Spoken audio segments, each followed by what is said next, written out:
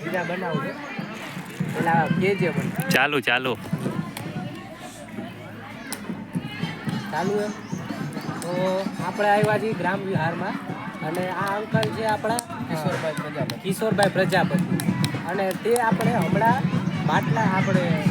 શિવલિંગ બનાવતા શીખવાડ્યું છે તો ચાલો ટ્રાય કરીએ આ ચાકડો છે ચાકડો મેં મારી જિંદગીમાં પહેલી વાર આ વસ્તુ ટ્રાય કરી હતી આ ભાઈનું મોટું શિવલિંગ આ શિવલિંગનો આકાર મળે હવે બનાવશું નાનું શિવલિંગ ચાલો તમારું નામ શું છે મારું નામ વાઘેલા જંગુ જય જલ્દીભાઈ એકાદ રાખજો વાઘેલા સાહેબ વચ્ચે દબાવવાનો છે